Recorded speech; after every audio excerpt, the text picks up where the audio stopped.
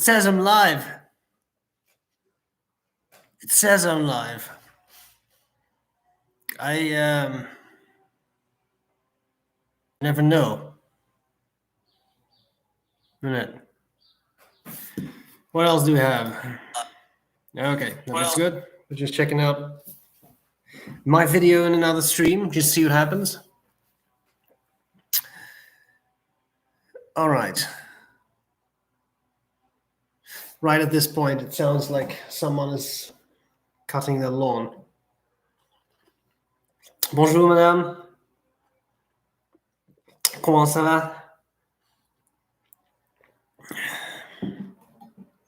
And I thought we would officially start at 10, but for some reason, using YouTube Live is not as intuitive as it seems. So I thought I would give myself a couple minutes to figure out how to actually go live, because there is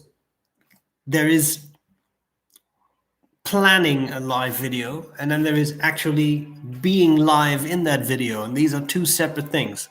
So you do not automatically go live or something. This is very confusing.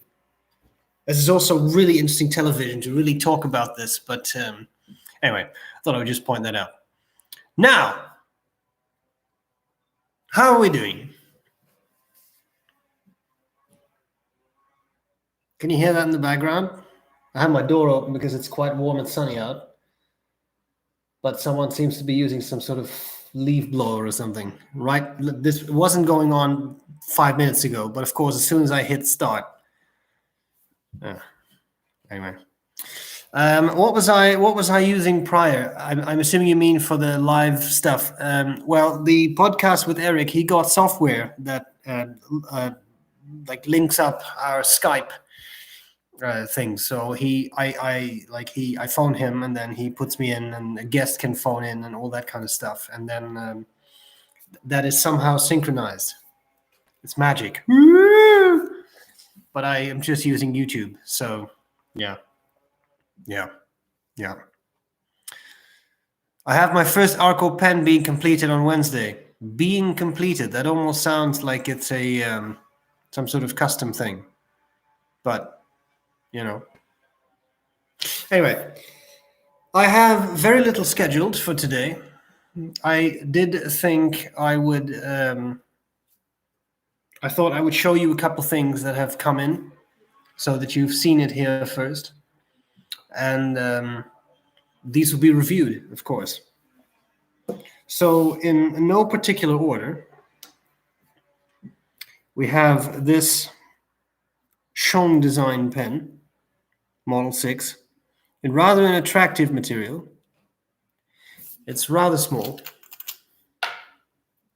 I cannot use this unposted, but it's not meant to be used unposted either. So once posted, it's not bad. And it's an entirely new ribbed section that Ian sent me. He also sent me the more traditional aluminum smooth section. And I was surprised when I held that again, how very light aluminum is. It's nothing. It's really strange. This is brass. And this is so this is ribbed, so it's kind of interesting to have those grooves. It's nice. It writes nicely. Number 6 nib, which is fun on such a small pen. And he also put in some purple cartridge. That's actually really nice. It's a very nice color. What are they doing? Anyway, sorry. Then there are 2 pens from Benu in Russia, and I have not yet memorized which is which. I'm going to open both. The Scepter. I rather like this Scepter, given that it's that those slightly twisted facets, I think, are quite elegant. They also launched a new Scepter called the Scepter Grand. I don't know which of the two is which anymore. This is the Grand because it has a number 6 nib. The other question is, does the green glow in the dark? The answer is yes, it glows in the dark. I can't show you now because it's broad daylight out, but I will try to do something in this video, like, I don't know, creep into some sort of closet or something and do something. Then there is the other scepter, which is this scepter, which is the regular scepter, which looks exactly the same, and the pen is not really bigger. Okay, not bigger than the Scepter Grand, but the scepter has a number 5 nib. There seems to be a small difference in sections. Even though the sections are interchangeable, they will fit into each other's models, if that makes sense. You do see there is a little bit of a difference, at least in my mind. And maybe it's psychological, but I really don't think it is. I haven't measured yet. I have the feeling that this section is a little girthy, which makes sense given that there's a bigger nib unit in it, right? So it's just a little tiny bit girthier. Interesting. Do they post? They do not post, because that's really not going to work. Okay, but I thought they're interesting. I've always liked Benu pens. I wish at some point they would start to brand their own nibs. I think it would be fun, because now it just says Schmidt Iridium Point. But still, anyway. So this is coming up. Shown design. 2 Benu pens, and then I was sent this from Galen leather. Just checking to see if I have this right way up. I kind of like this. I put the little evil eye thing in there because I didn't know where else to put it, really. I couldn't really put it on this zipper.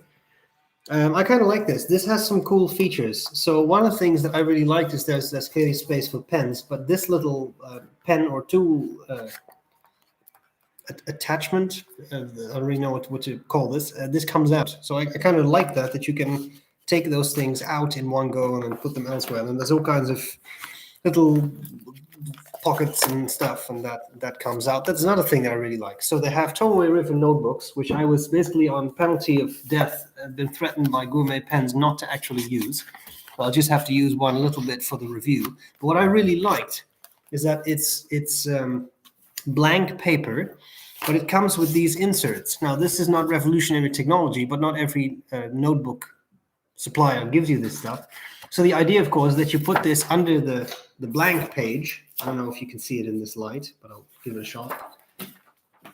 And then you have a guide. Now, yeah, that actually works. You see, now you have a guide to write on, which is kind of neat. Now, what I really like, because I think it's very thoughtful, is people like different lines. So you have this line width, but also a larger line width. See the difference? So you can pick what you want. And then you have graph paper. The big, I'm pretty sure that's 1 by 1 centimeter squares, but also the 0.5 by 0.5 centimeter squares. So in other words, you have a lot of options. And I think that's really thoughtful, because it means that they try to accommodate people who like different types of lines in their notebooks. So that was a very sweet thing. I really enjoy this. So that's going to be a fun leather product to review. And I also really like this leather because it already looks a bit weathered. And I really like that in this kind of stuff. So, yeah. Roger is always watching. All right.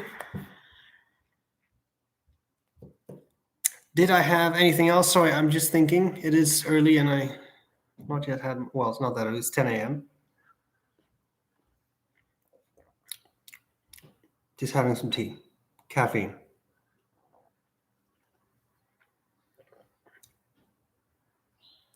When am I going to do the shootout between the Conid bulk filler and the Opus 88 that I've mentioned doing in the past? I want to say when I get around to it, because I do not recall having shot that yet. But it is interesting. I make a note of that. I'm going to forget these things.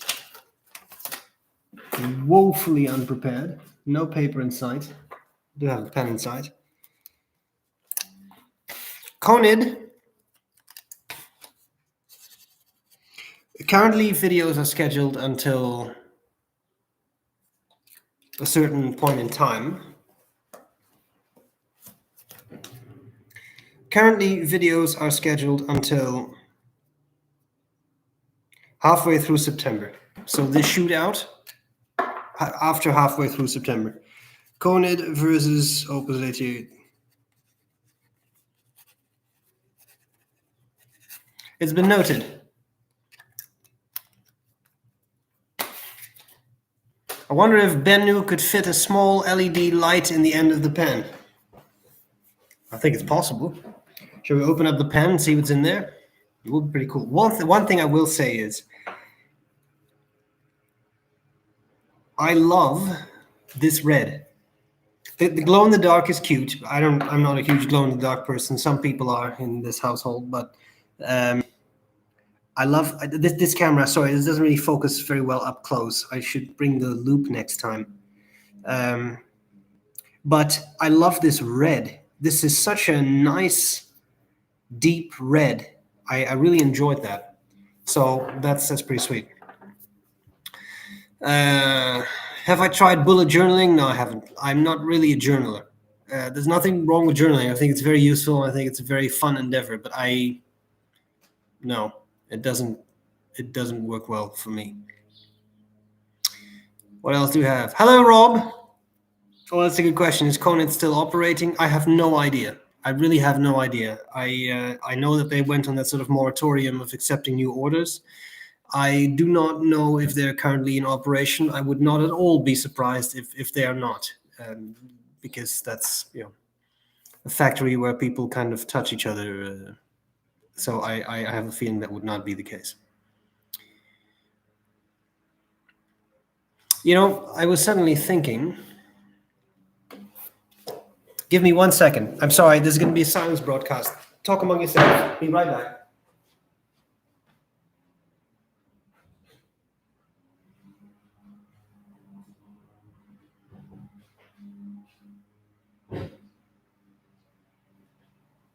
I'm here. Sorry, I didn't mean to leave you, but I thought I should try what happens when I take my little clippy loop and put it on and see if I can show you a nib up close, because I think that would be fun. Okay, be prepared for this. Close your eyes, children. That's not the camera. Is this the camera? Yeah, that looks like the camera. Oh, I'm really out of focus now. How can that be? Maybe because there's a loop. Let's see if this works. What? Oh, that's not bad. Okay. Mirrored, huh? Well, anyway, this is just a Schmidt nib. This is not very interesting, but it's still. I wanted to show you that Bennu color. Now, isn't that pretty? I thought that was very pretty, and the gold flecks are quite something too. But this deep red. I'm now trying to come up with an English term for this. I want to call this Karmozijn rood, but I'm not sure if that's actually correct. But anyway, we'll look it up before the review. This deep red and then this dark blue, I think that works really well together. Okay. That worked. Good to know. I got this from that shop. It's not Muji. It's Miniso. This was, I think, less than $15. It's amazing. It also has very nice LED lights. I'll show you the LED lights. That's nice, isn't it? Yeah, it gets really bright, doesn't it? Yeah, very bright. Yeah, it's like a UFO. I still want to use it as some sort of UFO picture and then try to convince people I saw something. But anyway, Jelly Apple Red. Yeah. Crimson. That's not bad. I think it could very well be crimson. Yeah. Have a look at this. Anyway, sorry. Yeah, no, I have a bit of a soft spot for the Bennu pens. They do interesting stuff with shapes, and that I think is something that they really ought to be commended on. Because I mean, even if this is not your pen, I would not necessarily say this is my type of pen that I would rush out to buy in a store. But what I will say is, the shape is different and something that I haven't seen before.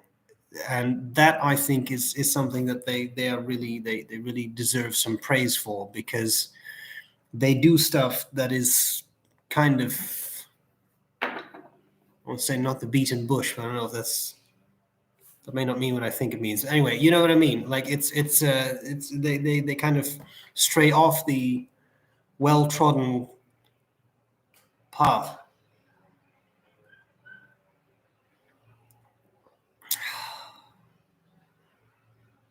Yeah, that's a good point. they get the facets to line up, and that really does add something to it.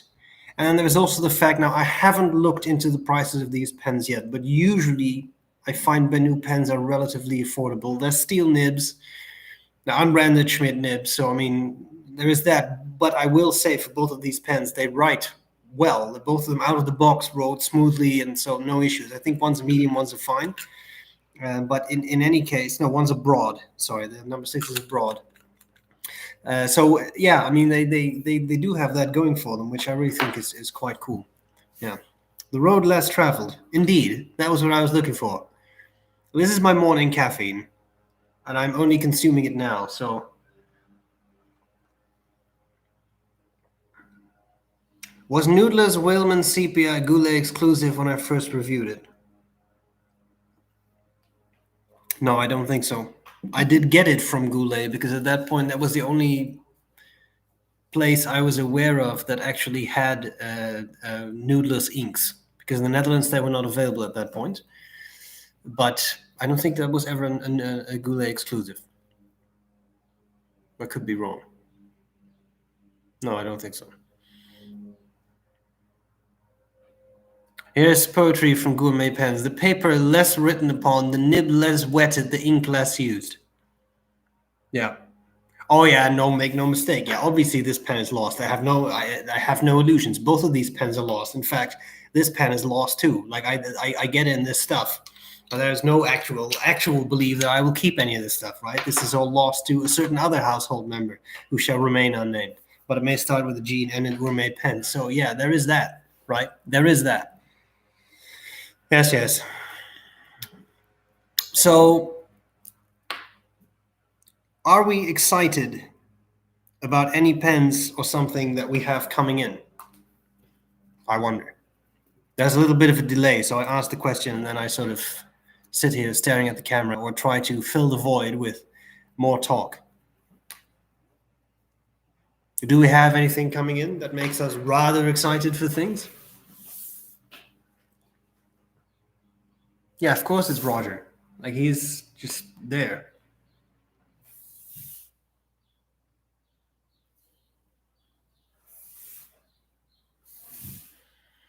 Would it make you feel more comfortable if Roger would move closer? I mean, it can happen. Like I'm trying to shield him, but he is always watching. And the strange thing is, I have this strange impression that he moves because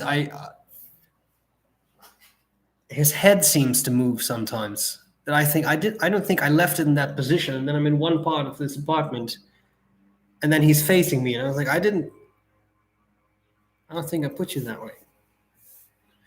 So there is that, of course. Just saying.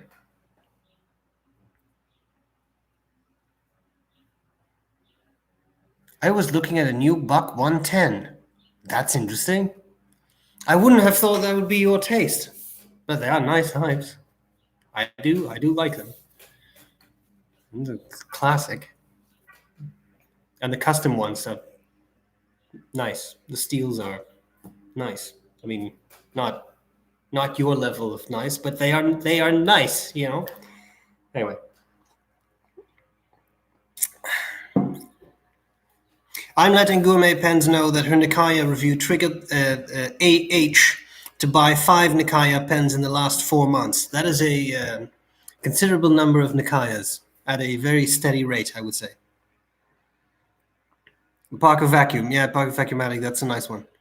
Yeah. It's a reasonable size and a fun pen, yes.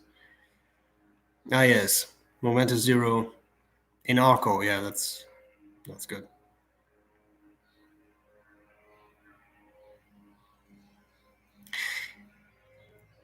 The Leonardo Momento Zeros and Arco, they do exist, but there was a set at some point. But rumor has it that if you talk to Salvatore, all kinds of things can happen. I will leave it at that. Platinum 3776 soft fine or Pilot Custom 74 soft fine.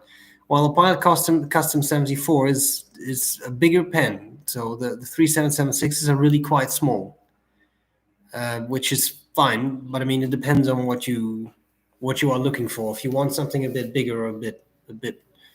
I mean, when I say small, I don't mean a pocket size, but I mean the 3776 is not a big pen. It's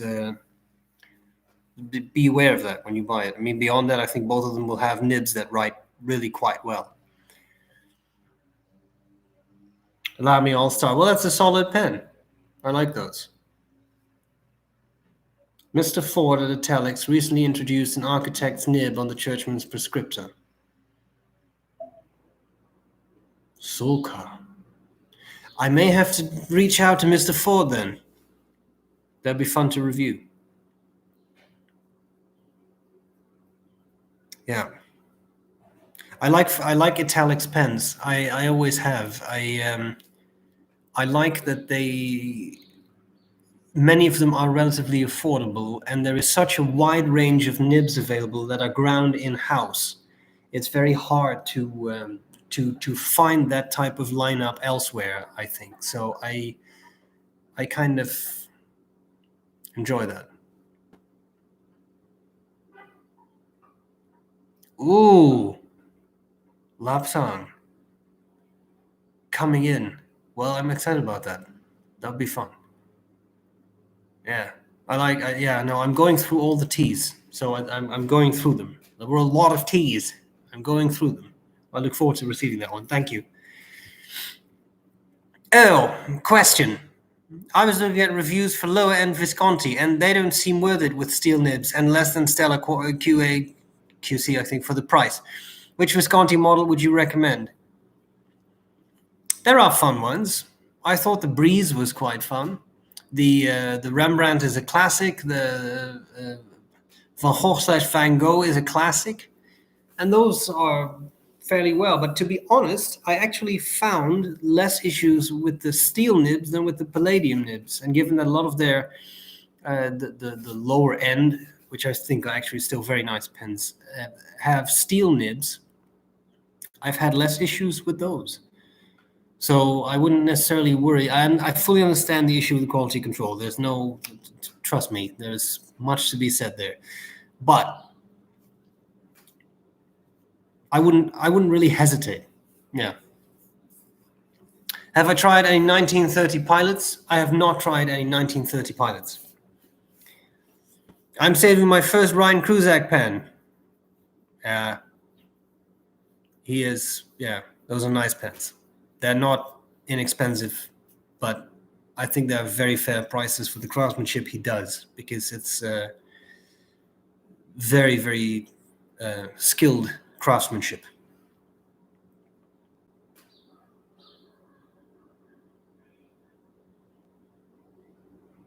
What ink would be? That's a good question. Sorry, if I'm quiet, I'm not.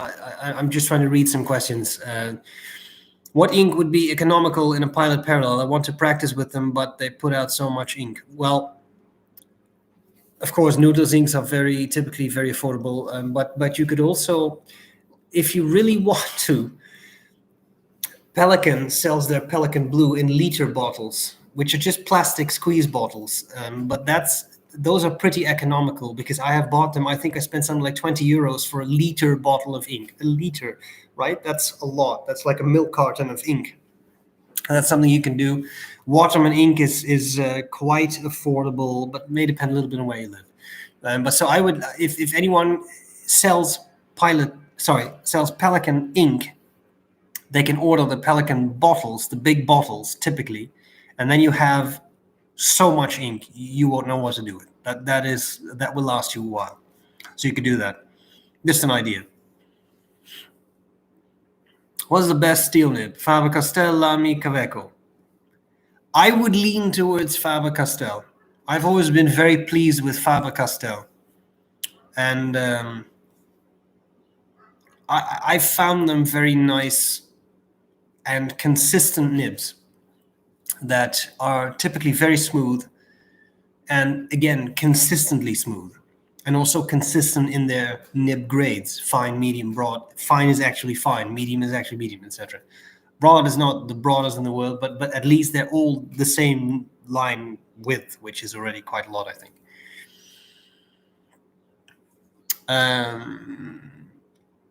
The Pilot Vanishing Point, is it worth the money? If you're willing to spend it, then it's worth the money, right? I think they're fun pens. I don't own one because I have zero use for that pen. I have owned them, but I didn't find myself using it a lot. It's just not something that I look for in a fountain pen. But it's a very high level of functionality that's very useful for some people in specific jobs, for example, where you have to be able to really quickly grab your pen. That's great, but I don't have that type of job, so I had zero use for Vanishing Point. It's just me, right? I finally received a Conid pen a month ago, ordered back in August 19, so they appear to be operating. Yeah, that sounds like a Conid scenario. I really love their pens. I only have one, but I really love that pen. But yeah, that sounds about right, doesn't it? No, it's coming up on a year of wait time now. Yeah. Okay. What else do we have? Yeah, a liter of Pelican ink. Yeah, no, it's in Europe. They're quite common because sometimes you even see them in schools. I remember buying one in a shop in Germany, a fountain pen shop that just had them on the shelves. Now, big sort of square or maybe a bit rectangular bottles, plastic bottles with a little spout, and you just squeeze the bottle to refill bottles of ink.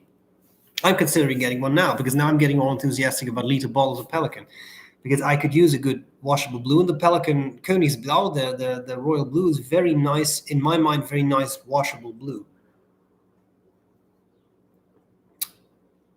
Do I have any information on the Vanishing Point LS?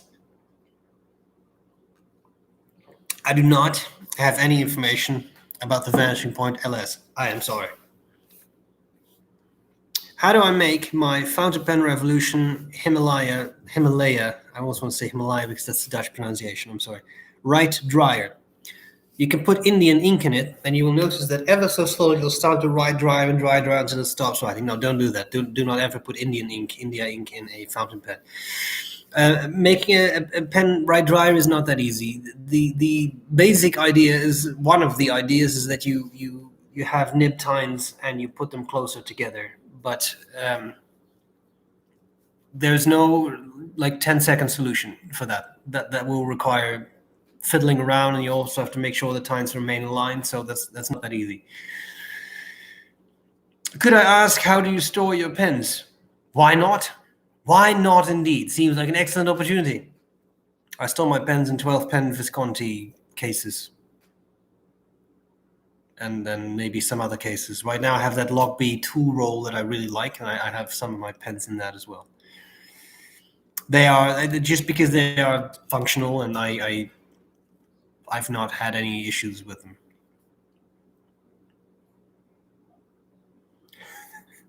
Would I mind singing something for us from ancient Greece?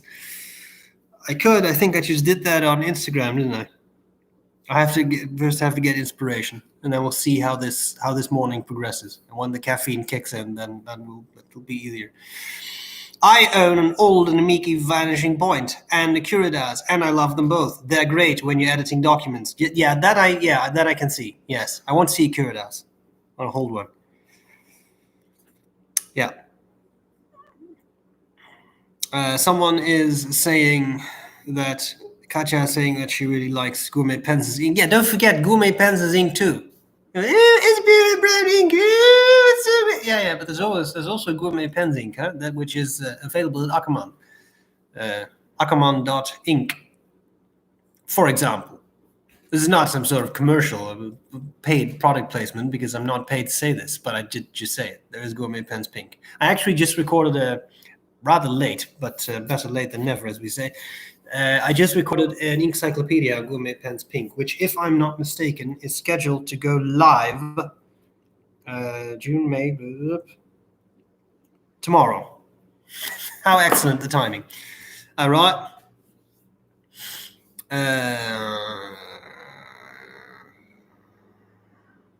Could you put the feed further away from the tip to make the nib right drier? Yeah, I suppose you can. If it is a pen where you can manipulate those things, that could work. Also, a bit of you have to be a bit careful that you then don't overflex that nib. But yeah, worth a try, worth a shot. When do you think you'll review the Mont Blanc Montezuma? Not for months, because that was sent to the US. The US Canada borders are closed, so we can't. That pen cannot be reached right now. So I wouldn't expect that before September, October at this point.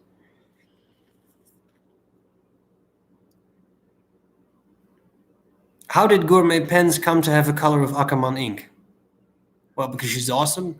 I mean, is there is more required? We both have an Ackerman ink, right? So we have good relationships with the manager of Ackerman, Paul, and we were just discussing this one day. And it started off with my ink, but my ink had already been around for longer. We had done an initial run of that, and that sold out quickly. And then Paul was talking about maybe we could do our own ink in the Ackerman bottle. So initially it was my ink because that already existed and that grew, and then Aziza had her own ink as well. Are you maybe afraid to lose interest in fountain pens one day? I could see it happening, but I still use my pens on a daily basis. I will say I don't have the need to. God, it's loud out today. I will say I don't have the need to buy every shiny new pen that comes out. Like I really don't have that. So I'm incredibly selective in what I purchase now, which is very rare that I buy something. So in that regard, maybe I don't have that need or drive to get everything that's new and everything. But I don't see myself really seizing the use of fountain pens or anything. I don't think that.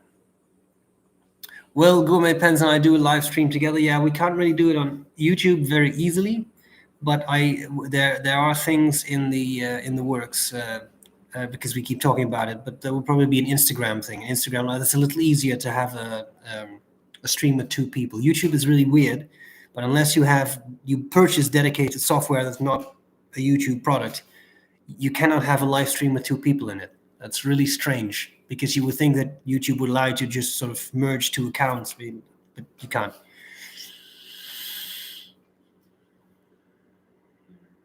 I'm waiting for the Galen leather portfolio to arrive on Thursday of undyed leather. What do you think about that? Well, I think Galen makes nice products. I don't immediately have a mental image of the undyed leather, but I think they make good stuff. It's I like it. I've always enjoyed that as a brand. They make nice products, well thought out, and that work well. So I kind of like that. Ellen says that she has Gourmet Pens Pink and a zoom nib. Yeah, that would work well. I think that is the type of ink that could really you get a nice effect in a broader nib. I found that in the encyclopedia as well. Yeah.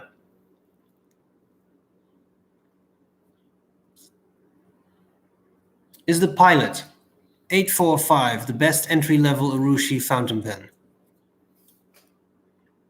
I've never asked myself the question what the best entry-level Urushi pen is, so I have to give this a moment. I don't know. I think that depends on what your definition of entry-level pen and best is in this scenario. I mean, it's a Pilot, so it's going to write, and it's going to be nice. It's going to be Urushi, so I think that's a nice choice. You could think of that Wancher, the Dream Pen. I don't know if that is more expensive or less expensive, but when that was around, that was a nice option to have a relatively inexpensive Urushi option. Have I tried Diamond Alexandrite? No, I have not, but it sounds interesting. I'm going to check it out. Thank you. I want to be reincarnated as a fountain pen Pelican M1000. Yeah, why not? Pen reincarnation is something we may have to discuss at some point. What if you could reincarnate as a pen? Interesting. Fascinating. Sorry, this is an interesting thought that I also never entertained. Hello. Have you ever tried an X-Wing harpoon nib made by Les Sheely from Stilo Sweet? I have not done this, no. Given that it's named X-Wing, I kind of feel like I should want to try that out. Huh. Interesting. Stilo Sweet. I'll also write this down. Give me a pen.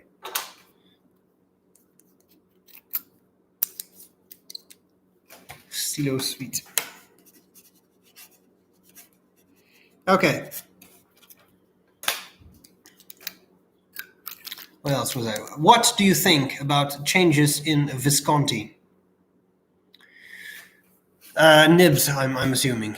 I believe I have not yet used the new gold nib, so I don't know. I do know that I was more of a fan of the old gold nibs than I was of the palladium nibs because I found them a bit more consistent.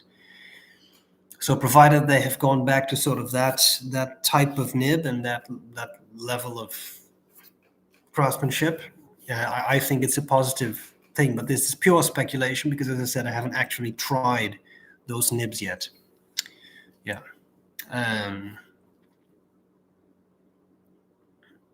What else? Is the video of you demonstrating poorly the use of the swords you used to have exist? Yes, it exists. It is out there. It's never been removed or anything.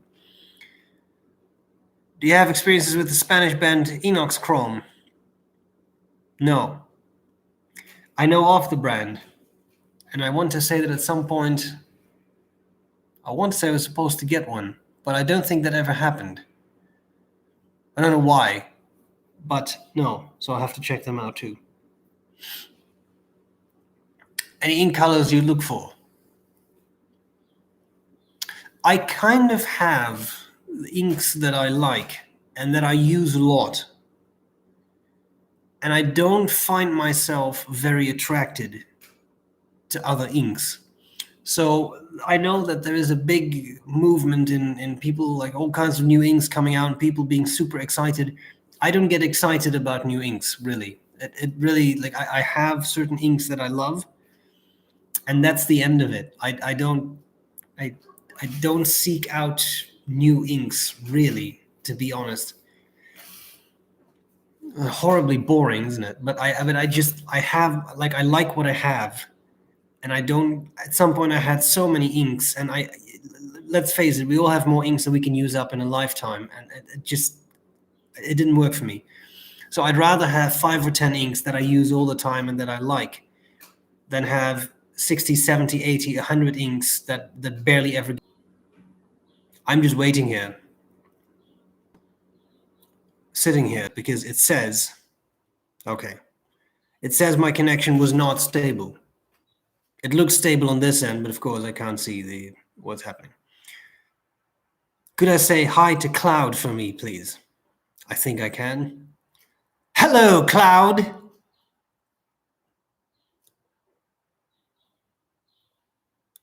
Does that sound like Roger?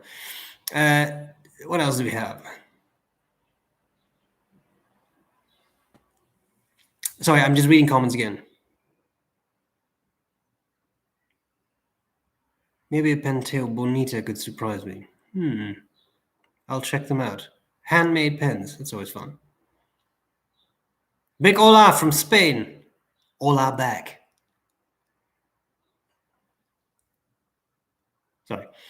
Was it difficult to move so many swords, pens, and inks to Canada? Well, the swords are all sold off. They stayed in the Netherlands. And the pens and inks, well, there were some challenges, but it wasn't actually as difficult as it may seem. And we really narrowed down the number of inks we brought. And we decanted a lot of them into little Nalgene bottles, which weigh less than the glass. So it wasn't terrible. What are those inks that you like and use a lot? Well, there is SBREBROWN, which I happen to like a lot, and I actually do use. I always have one pen inked up with that because I do really like that as an ink. I like the Waterman inks. I like Serenity Blue a lot. I like, for certain, I'm not a huge fan of black ink, simply because I think it's a little boring. But in my Cross Darth Vader, I always have Aurora Black because that is just a stellar match. It works really well. I like the Mont Blanc inks. I like Corn Poppy Red. Schaefer Red is a good, almost interchangeable, those two. Mont Blanc Irish Green, I like a lot. Mont Blanc Toffee Brown, I like a lot. I have a bottle of the Leonardo turquoise ink. Now, turquoise is turquoise. Visconti turquoise was great. I found the Leonardo turquoise. I don't know if it's made by the same company because they're both sort of, Italian. And but I found it quite close, and it's nice. It shades pretty nicely.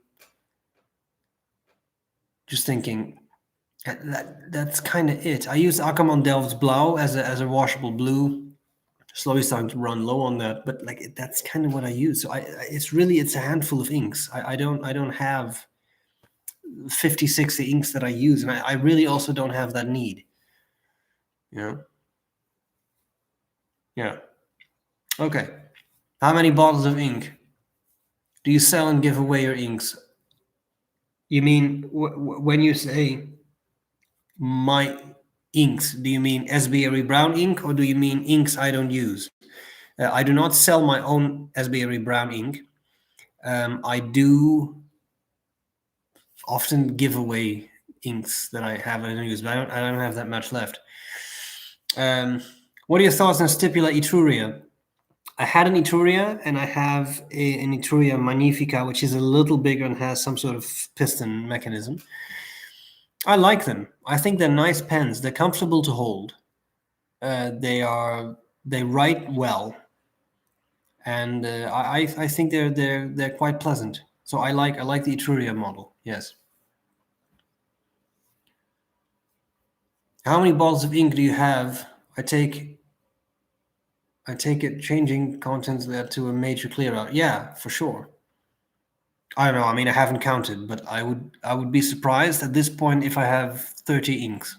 I think it is less than that. And there are some that I like. Again, it's also gourmet pens, of course. I mean, there are also inks that she uses I don't use, but I think that would be a lot. They fit in one cardboard box, and about a third of that box is our ink, like the SBREBROWN gourmet pens ink. So it's really not much. Okay, what else do we have? Is the waterproof characteristics of ink important in your selection of purchases? Not really. I don't really mind it because I don't work in an environment where things are likely to get wet or whatever. So I don't care. I also don't buy into bulletproofness, etc. Like, I mean, if I need to fill out something like a form or whatever, and that is an important form, then I will either use the ballpoint. I don't need ink that is acid resistant, that can withstand a blast from the Death Star. Like, I mean, I don't care. I also don't care if, so to speak, my grandchildren would be able to read my grocery shopping list. Like, I really, it's not something I consider. I just want an ink that writes, and that preferably doesn't fade much over time. And with washable blues, that's always a bit of a risk, but that's all. So no, the waterproof is not really a big deal for me. I understand for some people it is, but you asked about me. For me, no. For me, it's not. A good fountain pen with a broad nib. Hundreds of options. Like, hundreds of options.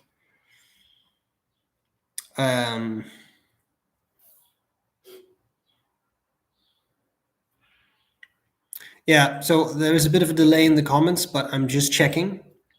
I know there was an issue with the buffering because YouTube told me this. Is it better now? This will take like a minute to reach you, but I'll continue reading things. Just type something like yes, it is, or something if it's okay, please. Have I tried Silver Eureka fountain pen nibs? No, I have not. That sounds interesting, though. Interesting. Are there any obsessions that I have that might rival the crab salad obsession of Lord Windermere? I don't think so.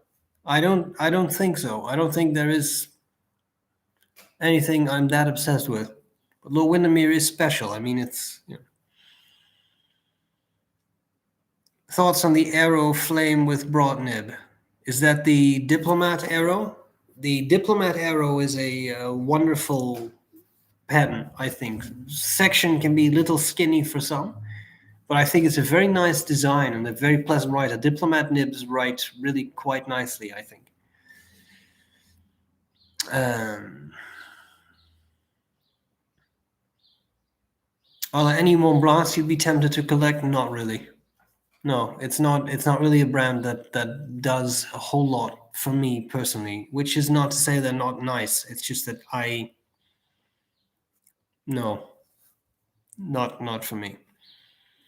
What's my favorite broad nib? Yeah, that really depends. There are some excellent steel broad nibs, excellent gold broad nibs. I don't think I have one favorite. That really depends on the pen too, and so I don't know. Do I have experience cleaning a sack filler fountain pen? Cleaning tips? Yes. Patience. Much patience. Because it is a matter of you draw up water and you expel it, and you draw up water and you expel it, and you draw up water and you expel it, and you keep doing that. If you can remove the nib and the feet, then it's a different story. You can see if you can use a syringe. I would really use something with a blunt needle or something with a plastic needle in that case. Because it's a sack and you can perforate the sack and then it will not fill anymore, right?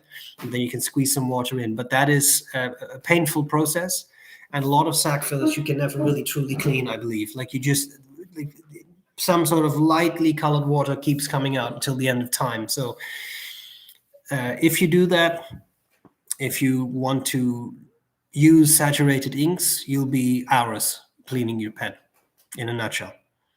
Don't you use SBREBROWN? No, I absolutely use SBREBROWN. I always use SBREBROWN.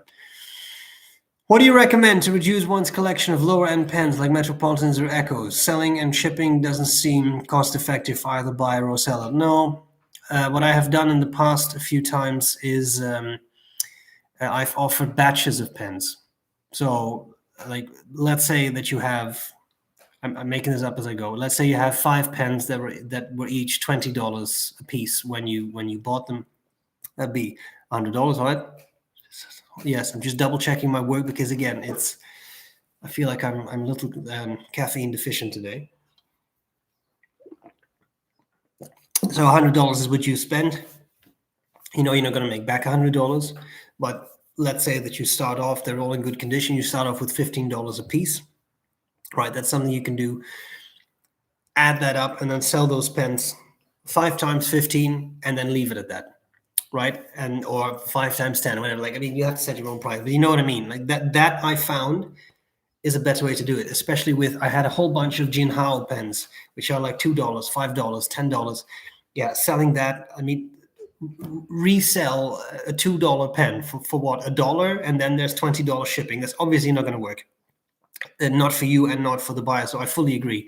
And I found that those little batches, trying to make something that's interesting, like if you have like 3 Jinhaos with a red finish, well, if someone buys 1 Jinhao with a red finish, they seem to like red finishes. Put them together and then see if that works. And that can help, because that I've sold a bunch of trays that way. Yeah. Okay. I hope that helps. A favorite Pilot ink? Yeah, I don't use a whole lot of Pilot inks. There is no specific reason. It's not that I have any bad experiences. It's just that I haven't really used a whole lot. Then there is, of course, the Iroshizuku inks. There are a few of those that I really do like. Tsutsuji, I had to think about the name for a second. Tsutsuji is really nice, and I also really like their blue, which I'm now struggling to find the name, but there's this very intense blue, and someone's going to point it out.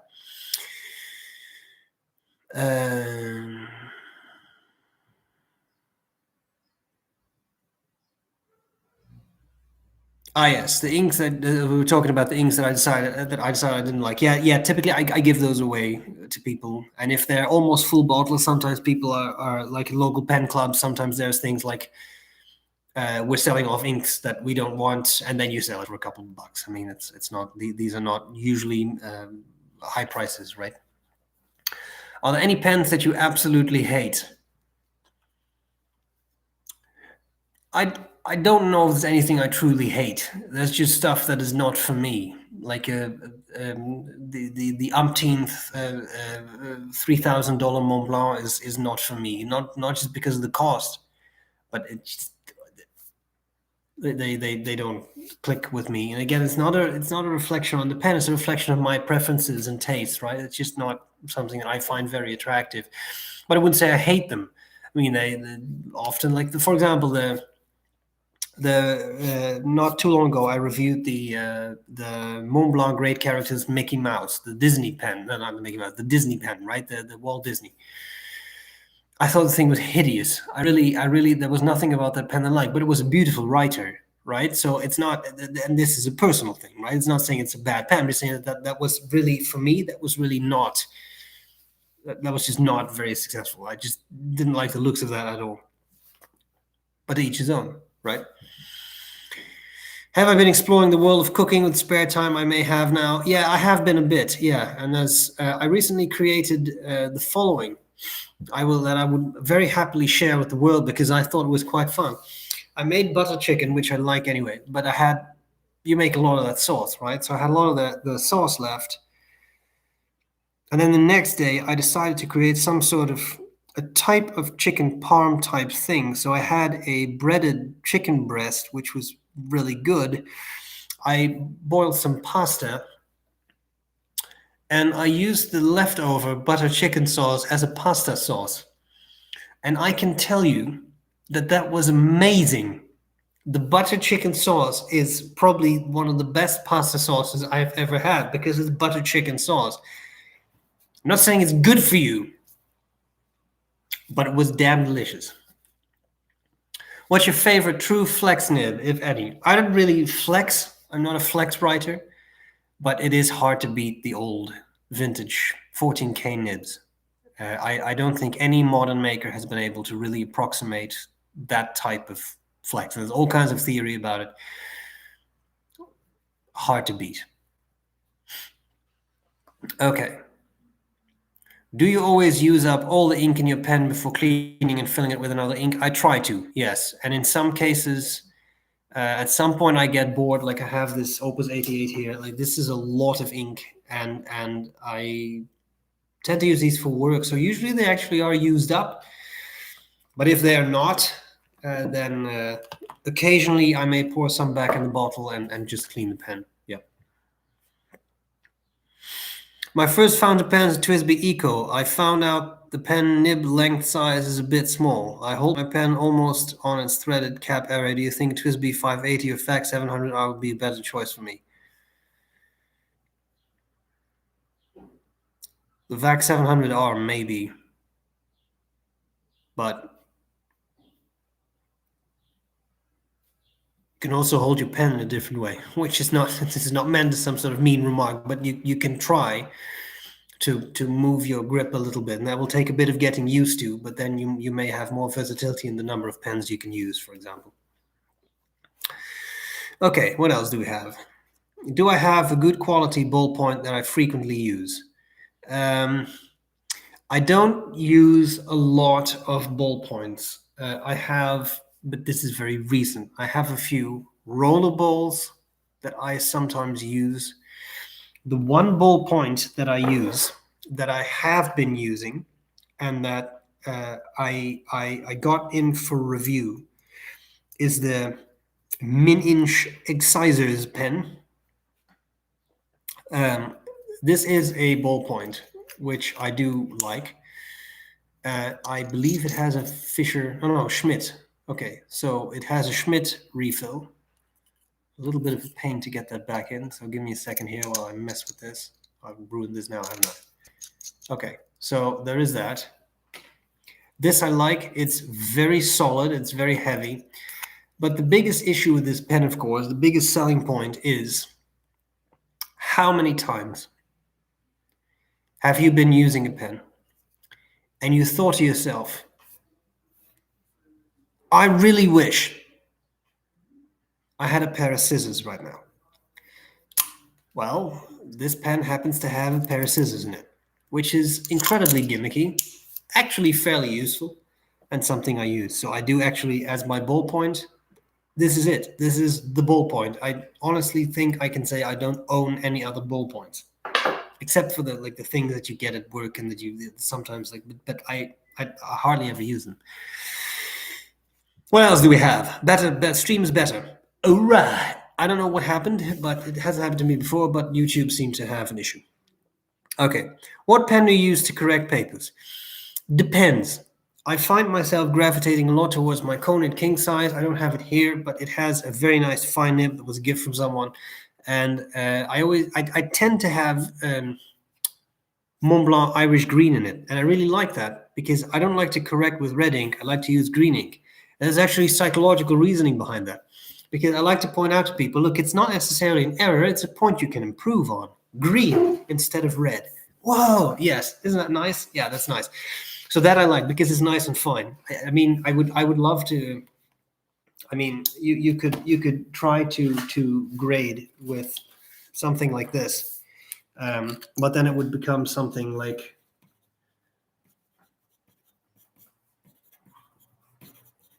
And this is going to be in reverse writing, isn't it? Anyway, then it will become something like "you shall not pass," and this is really, really broad writing. So that's too much. It's too broad. It doesn't work for correcting and such. What else do we have? Do I use diamine inks? Yeah, I do. I know they weren't in my list. I've not had bad experiences with diamine inks. And there were a few that I really like. There's, I think it's Sunshine Yellow or Sunset Yellow or something. That's a nice yellow that's still kind of legible, which I really like. Yeah, there were a few. I don't want to spend minutes now thinking about which ones I've used. I have used them. I found them quite nice. I also kind of like their bottles. I just don't have many here. Okay. What are my thoughts on rollerballs? I don't have a lot of rollerballs. I have two that I was just recently sent by Laban. I actually kind of like the 325 is a bit bigger, and the Solar model. The Solar is a nice one because it's a little smaller, but it's quite comfortable. That's easy to carry around. If I have to use a rollerball, it's probably something like that. But I don't use many rollerballs.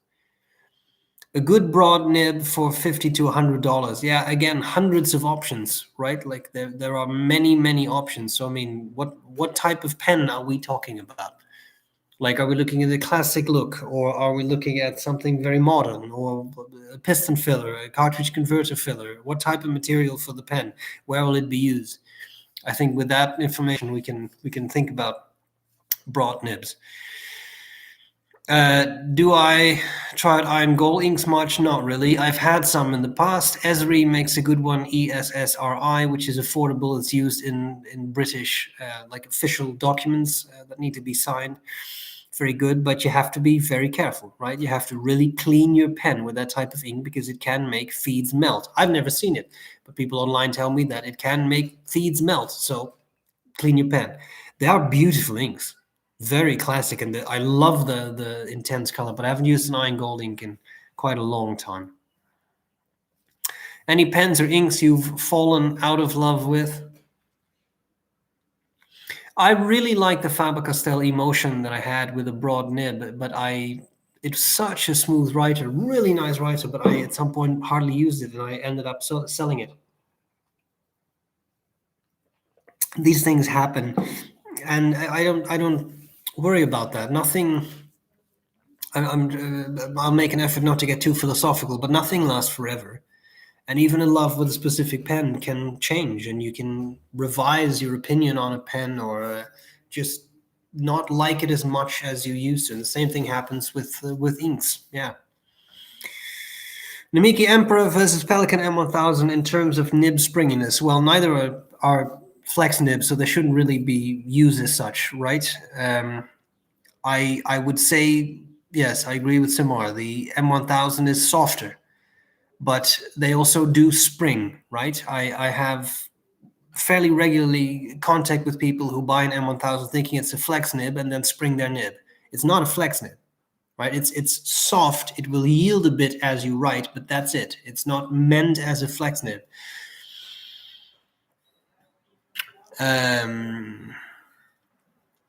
Okay, earlier we were talking about the Arrow. Yeah, that was the Arrow. Okay, do I use the double broad nibs? I have used the double broad nibs, and they are very nice. They, again, Diplomat in my mind makes very nice, consistent, smooth nibs. A bit rigid. The gold is a little different story, but the steel nibs are very rigid, but they are all very good. I've never had a disappointing experience with a Diplomat nib. Have I seen the new Schofield watches pen? I have not. I'll have to check it out. All right. Sorry, just scrolling down a bit here. No, I scroll down too far. No, I scroll down way too far. Sorry, it's very hard to scroll this thing. Okay. I just bought a Sailor 21 karat music nib pro gear for 15,000 yen to replace my MF. I love to have a nib that's actually stamped MF, but that's a different story. Generally, where do you find gold nib sailors with line variation?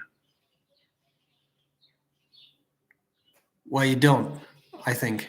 I had to think about that, but you like they're not that again, they're not flex nibs, right? They are rigid, and sailor nibs are really quite rigid. So I wouldn't expect much line variation.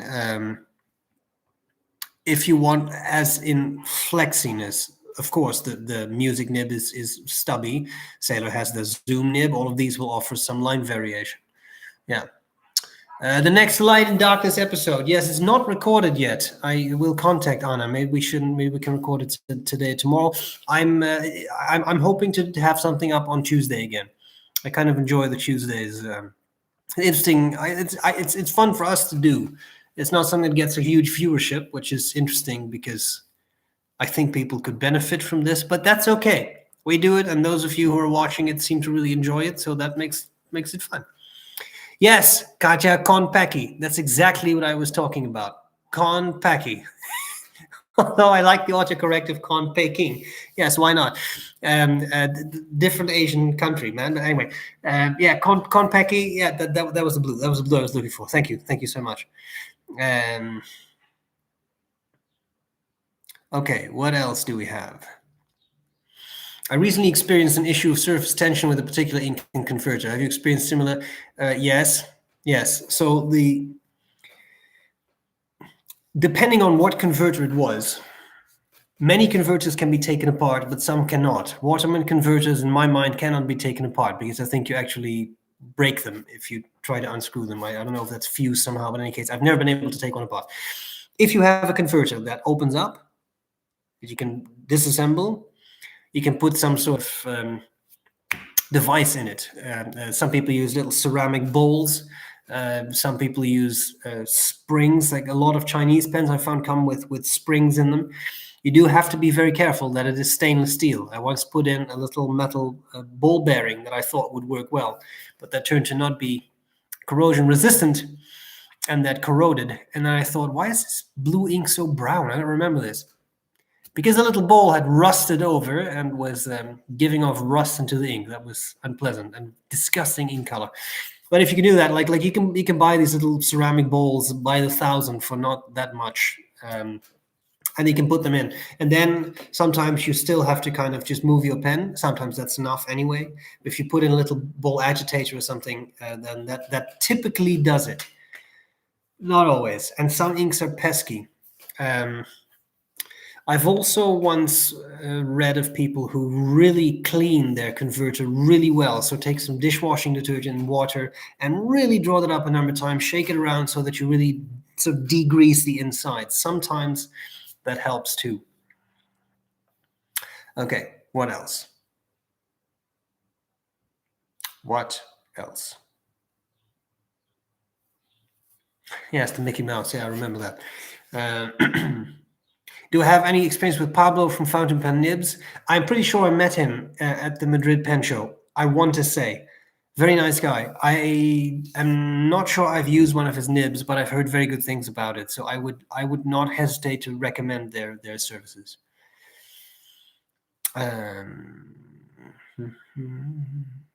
Oh, that's a good tip, William. We were going back to the cleaning pens with sacks. You can, as a last step, place the sac pen in a glass of distilled water, draw up the water, and let it sit overnight. Let osmosis do its thing for the last traces. Yeah, that's a good suggestion. I'm going to try that. It was good. It's simple and smart and clever. Yeah, I like it. Yeah, good. Thank you. Thank you for the recommendation. Okay. What else do we have? Yes, butter chicken pasta. See, it's a thing. I'm glad I'm not insane. It is better. You will never need any other pasta sauce anymore. It's just good. Okay. I love Pilot pens. Custom 823 and 845 have both in fine and medium, but can't help feeling there needs to be a size in between. Buy another medium, send it to a nibmeister for regrinding. That's the easiest way, I think. What do you do for work? I'm an instructor at college. I'm a psychologist, but I'm not a clinical psychologist. I don't deal with patients and people with therapy and such. I deal with brain things, and that's the kind of stuff that I teach at the college. So brain behavior, sensation and perception, those kinds of things. All right. Yeah, that's wise, Jenny. Anything that tastes good isn't likely good for you. This is true. But then, what's the point in not indulging once in a while, right? Okay. Do you find you use your pens a lot at work? Yeah, I do, because I take notes on things, etc. And then I do. Yeah, I would say so. Okay. Nice. Is Schmidt still in business? I haven't heard that they're not, but I've also not heard that they are. I didn't know this was a question, but interesting. I'll have to check into that. I mean, I just got these Benus with Schmidt nibs, but they could have had them in stock, so I don't know. Okay. Please bring the singing intro back. The standard. Oh, no, is that because that's back? It wasn't me singing it, thank God. Do you find you are happier with your handwriting when you use certain pens? Yeah, I hate to admit it, but I think my handwriting does look better with finer nibs, which is the thing. Broad nibs are more forgiving, but I have recently gravitated a little bit towards a couple pens with fine nibs, kind of by accident. It just happened, but a good fine nib is starting to grow on me. Not extra fine. I'm not going there. But that cross Darth Vader, for example, has a fine nib that's just stellar. But it's a Sailor nib. No, sorry, it's a medium nib, but it's a Japanese Sailor nib, so it's kind of like a Western fine, finer than a lot of pens I have, and it's superb. I love this pen so much. It's Darth Vader, and it's a bit gimmicky. It's not really about the Star Wars. It's just a superb writer. This is what all those Star Wars pens should have been from the start in my mind. Okay. Oh yeah, the Aurora Gotcha nib. Yeah, I haven't tried it. I know of it, but I haven't actually tried it. I wonder if Gourmet Pens has. She can con people out of flex nibs with relative ease. Okay.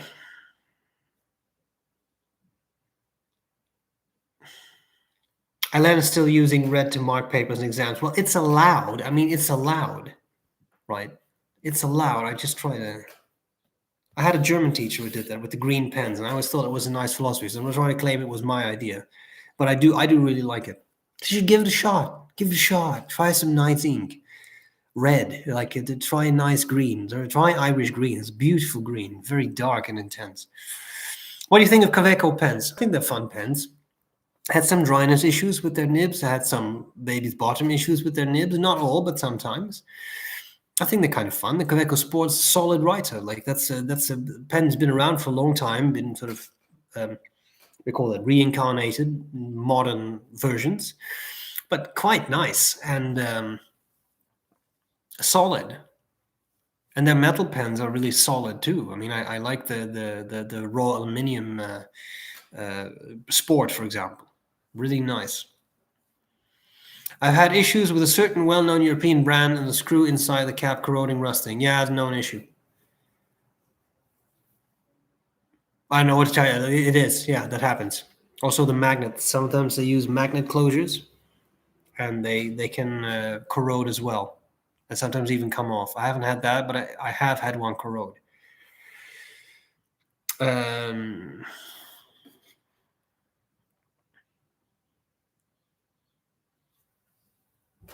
Does being a smallish manufacturer with amazing nibs mean that there are going to be idiosyncrasies you need to accept, and they always need to be periodically repaired?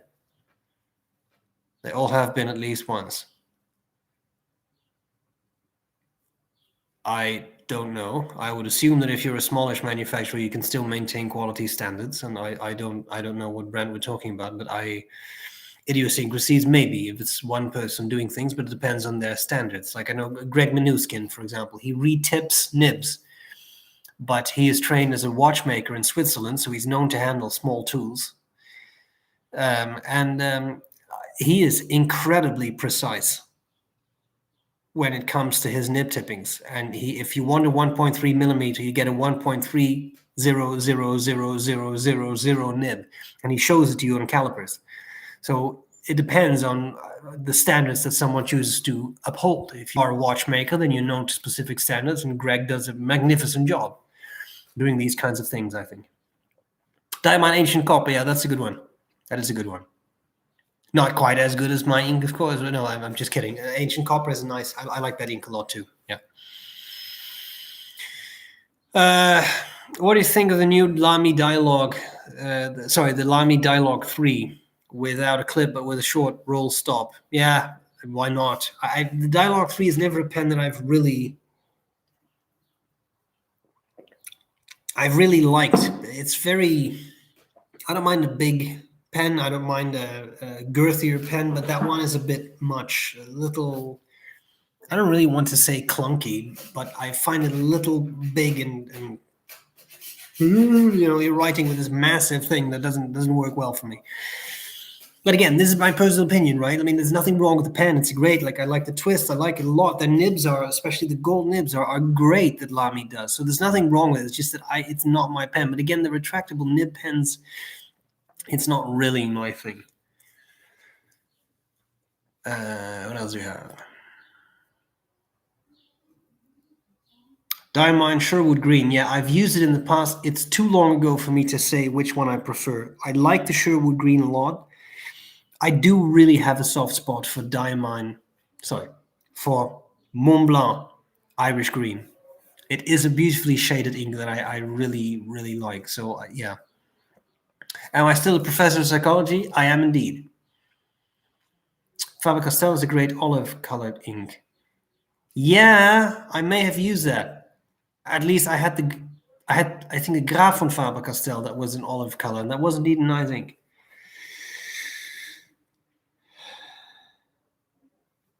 Yeah. Do we? Yes, football is a national sport in the Netherlands. I've never been football / soccer, right? Depending on where you are. I have never been a soccer fan, but I don't really watch any sports really. And do I celebrate my dear King and Queen's birthday? Not really. I've never really been much of a royalist. I'm sorry. I just no. Sorry. Faber-Castell Basic versus Faber-Castell Loom versus TWSBI Eco. Well, not the TWSBI for me. I would prefer the Faber-Castells.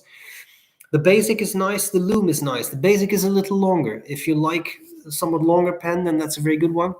The Loom is very nice too, and relatively light for what it is, because it has a lot of metal parts. So that would be my personal choice. Okay. Oh, yeah, you said something there. Okay, it is really difficult to scroll on this. So, there we go. I've been told that retro pens are in trouble, needing a buyer for them to continue. It would be a shame if they went out of production. I don't think they were in trouble. I think it was merely a matter of the person owning the brand wanting to retire. Now, I'm giving my opinion on this, right? There was this huge commotion over this, and oh my God, we have to save this brand, and my personal opinion is, if the person wants to retire, then why not just let them retire? Like, we can start all sorts of hashtags of save retro 51. Okay, or we cannot, and just respect that someone is ready to retire, right? Like, if someone wants to buy the brand, then of course that is an option, and I would love for that to happen, if that means that the person who wants to retire gets a little bit of extra cash and can retire more comfortably. But I would not really support people forcing someone to stay in business because they like their pens. I'm not saying that you do, but I feel opinionated. I feel like I have rather a strong opinion on this particular thing, because I saw it online a lot. And save retro 51. If the person wants to be saved, then that's a great initiative. If he really wants to retire, then I would say, why don't we let him retire and enjoy the retirement? He's been making pens for a long time that are very nice, and maybe now the time has come to a close. That's it. Are you drawn to special nibs? And if so, is it because of their unique writing experience or something else? Well, it depends a little bit on what we call a special nib. I do have my cross point nib from Sailor, which I really love, and that is a special nib. I don't know if I'm attracted to a special nib, but I am attracted to a good nib. And that sounds like kind of a silly thing to say, but there are many nibs that barely function. I'm not attracted to those, right? Because I actually use my pens to write. These are not things that I collect to put on a shelf. I write with my pen. So if you have brands that continuously struggle with putting out nibs that actually write, then that is a big issue to me. Because to me, a pen is a pen and not something that is just shelved as a collector's item. Your mileage, of course, may vary, but for me, that's how this works. Yeah. Some would say Sailor is overrated. Yes, and some would say they're not.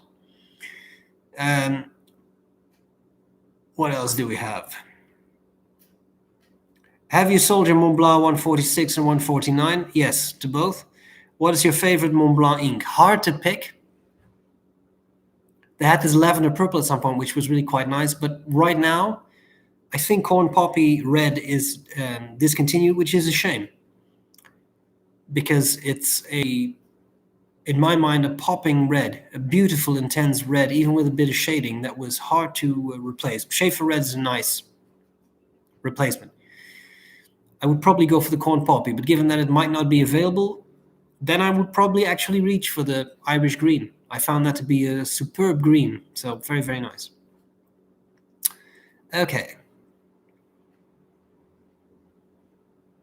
Yeah, the metal spiral thing in the converters and the surface tension. Yeah, I know. I'm also not convinced that they really solved the issue, but yeah, you see it. Like, I mean, you see it happen.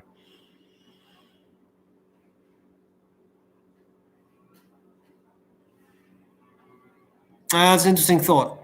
It's a shame that the light and the darkness. So these are videos and critical thought, right? That I do with a colleague. Don't get more viewers.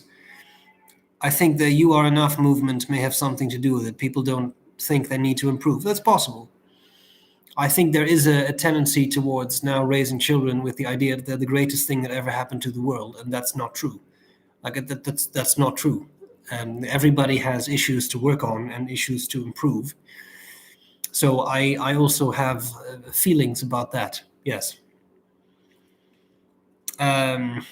Do I have a favorite era of Mont Blancs? Well, I'm not really a Mont Blanc person. I actually think I like the vintage Mont Blancs a bit better than the modern ones. Many had springier nibs, some even actual flex nibs, which I thought were a lot of fun. And the nice thing about those pens is you can get third tier Mont Blanc, so the 300 series of pens, which often have stellar nibs, but because they were third tier, they're not so popular. Piston fillers with huge ink capacities and wonderful nibs. So I would personally take that for, say, $100 over a $1,000 149, for me personally. But I'm not really a vintage user either, so this is a strange thing for me to say, but yeah. Sorry, on the Sailor topic, I meant line variation as in stubs, cursive, italics, and such. Do they even make stubs in smaller sizes? No, not that I know of. It's the music nib, which is kind of a stub. It's not that they have a fine stub, medium stub, broad stub. I don't think Sailor does that. No. So if you want that, then of course you can get something like the the music nib or their Zoom nib, which has a massive ball of tipping, and send it to a nibmeister and can have it ground to your specific liking. But I don't think Sailor does it by itself. No. Have I seen any Dan Bell videos lately? No, I have not. I shall check him out. I have quasi sheen machine in 2 pens. I find I get hard starts. Anything I can do to prevent this issue? I think that's a point of the sheen. Yeah, that you buy that at a price. That it can make your pens hard start. I don't know what you would do. I mean, you can, provided it's not a nib issue, right? There is the thing, Vaness sells this stuff, White Lightning, I think, that you add a tiny bit to make an ink flow better, but that can also kind of have effects on the ink, the color of the ink, for example. If you don't want to buy that stuff, you can use the tiniest amount of dishwashing detergent, not even a drop, less than that, and that can help, but that just makes an ink wetter. I'm not saying that would necessarily do anything for the hard start issues. Is there something like an outdoor rugged fountain pen? I know this is a little bit contradictory. I'd like to pair my, okay. I once reviewed a Schrade tactical fountain pen, which was quite nice. Most tactical pens, of course, are ballpoints or rollerballs, but that was a fountain pen that I thought was very rugged and was quite nice. It's yeah, and Schrade is a knife brand, right? So they are used to outdoory stuff. Do I own any of the 3776 Star Wars editions? No, apparently I have one waiting for me that was sent to the US, but I don't know which one. Okay. What else do we have?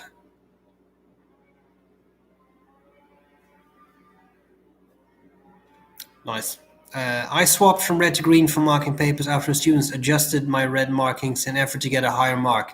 Yeah, greens are more distinctive, hard to forge. Yeah. No, that's a good point. And yeah, I agree. That is sad that it's a necessity, but interesting. Let's see what else we have. Okay. I just over-scrolled again. I don't think my thing likes to scroll here. So let's see what we got. Do you sometimes argue with pens about your wife? No, what typically happens is that I say to her, didn't I have this type of pen? And she says no, and then closes her pen case.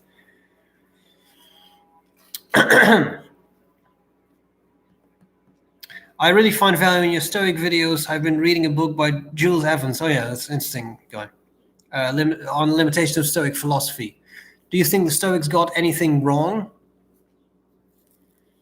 Yeah, I think every philosophy gets things wrong. I don't know if there is, and now let's not make this super like incredibly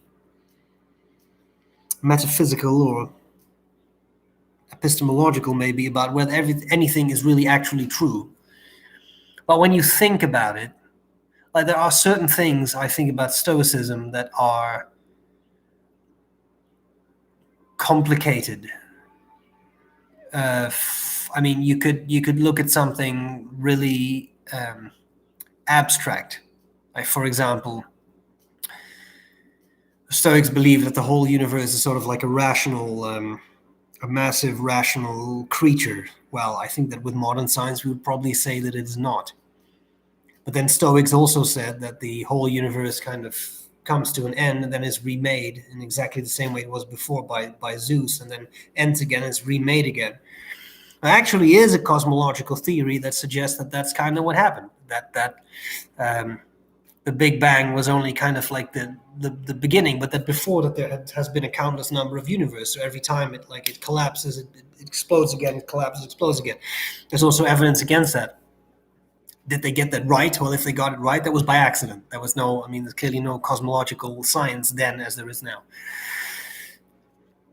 I think one of the issues with Stoicism is that you can take anything to an extreme. And if you take Stoicism to an extreme, I don't think it works anymore. So I don't think necessarily that it would be a great idea if you've been through severe trauma to think, oh, I think Stoicism is the answer. I think in that case, you'll need therapy and probably medication. So, but then you are talking about an extreme case, right? I think Stoicism can help you very much with managing everyday setbacks and these kinds of things, being more stable in life. But in the extreme forms of it, I think things can go a little awry. I don't know if that makes sense. I tried.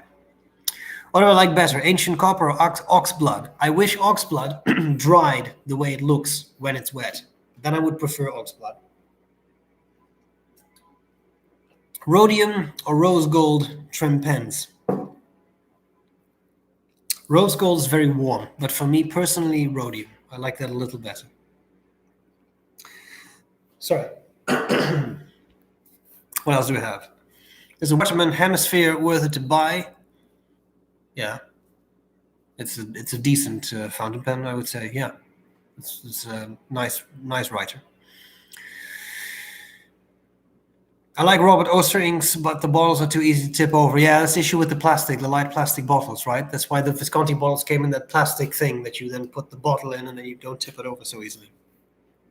Yeah, I know what you mean. Okay, what else do we have? What is my all-time favorite pen? It varies a bit. I really like the classic pens LB5 because I just think it's a fantastic size. It's such a wonderful size, weight, balance to use on an everyday basis. I really like that. Do I own a Waterman Carène? No. I've had one, but I sold it. Platinum 3776 coming out with a Godzilla line. They should make a really big 3776, like a really big one. An oversized 3776, I think, would be a lot of fun with a bigger nib.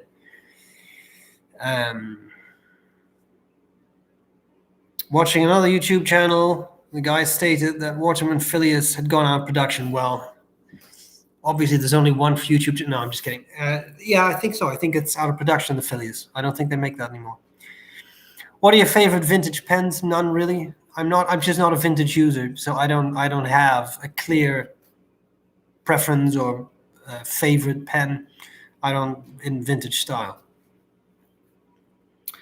I like your hairstyle. The hairstyle is mainly born out of not having any hairdressers open. And this is getting long. I think this is becoming a mullet. Once this becomes a mullet, I think this will go. This will be a handlebar mustache, and then I'm a 90s soccer supporter. I just want to thank you for all the reviews. You're very welcome. Yeah. Oh, that's a kind thing to say. Thank you. I appreciate it. Well, we try to contribute. And if the reviews are helping people along, give them entertainment, I think that's important. Hence also the Roger jokes. Just we need a laugh, you know? Hello there, Queen Cats. Nice to see you again. What kind of desk mat do you use to mess around with pens and inks? I just have I don't even know, I think it's from IKEA. It's just a plastic cover. I don't even remember where we got that, but that's kind of what I use. I don't have anything fancy in leather or anything.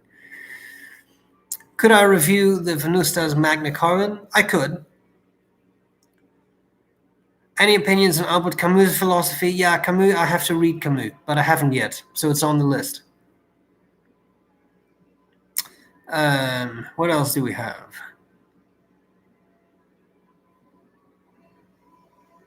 Yeah, that's interesting. Yeah. Platinum Curious, experiencing problems with cracked feeders. I'm told they won't be coming to Australia until November. Yeah, I want to get my hands on a Curidas and really put it to the test and see. Because yeah. Be interesting, but what else do we have? Due to my new position, I now have to write in purple in my job. Are you the Roman Emperor? What is this? I'm just kidding. Suggestions for a nice purple ink. Yeah, that Lamy had that lilac, I think. That was a superb purple. I don't use a lot of purple. I had the Mont Blanc lavender purple, but I think it's no longer made. Someone else will have to answer this because purple is not a color I use a lot. So I'm hesitant to recommend something. Did you ever learn how to pronounce Bauer? Yeah, I think someone at some point commented, and I think I also forgot. So it's going to be Bauer. It's like I can't make anything else of it. Yeah, that's the tippiness of the 30 milliliter diamond bottle. Same thing. Yeah. Let me see. I recently got a Masayama cursive italic from Faber-Castell. Turned out to write thinner than my extra fine vanishing point. What size cursive italic stub would you go for similar to your? I have no idea. I haven't used his cursive italics. I don't know. So I don't know how wide they run. Have you ever purchased a pen out of nostalgia? I don't think I have. No, I don't think I have. I'll give it more thought, but I don't think I have. My choice of mechanical pencil. I don't use a lot of mechanical pencils. I have one that a friend gave me and that I like. I forget which it was, and I don't have it here, so I can't look it up. What a useless answer. I'm sorry. I'm not the guy to ask about mechanical pencils, really, because I don't know much about them, and I hardly use them. So again, I will not. No. Now, what else do we have? We have purple recommendations, which I'm not sure you'll be able to see the chat here. So, Waterman Tender Purple, yes, that is a good one. That is actually the one I use. I now realize Waterman Purple, yes. Rowan Clean Acacia is nice. What else do we have? Diamond Purple Dream. There's a bunch of people talking about Cassia. So Rowan Clean Cassia. So we should try that one out. Diamine has some good purples. Akamon Parkport Purple. Yeah, Akamon, that's a good one too. Yeah. Yes. Okay. The Japanese, Italians, and Germans seem to be at the top of the pen game. Do you think it is due to their country's cultural appeal for fountain pens? Well, probably to a degree. I mean, in Germany, you still have fountain pens in school that are obligatory. Of course, these would not be Pelican M1000s for children, right? There is something to be said, I think, for German precision. I'm just thinking, I haven't seen a whole lot of German pens that don't write well. There can be issues. Over-polished nibs, I have had that in Mont Blanc, I've had that in Pelican for sure. Lamy, I think, makes very good nibs. I haven't had much over-polishing with Lamy. There is maybe some inconsistency with extra fine being more like a fine sometimes, these kinds of things, but I haven't really had the over-polishing issue with that brand. So, yeah, I also think the Japanese nibs are superb. So that's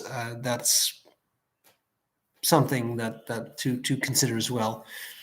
The Italian pens, I think, look beautiful.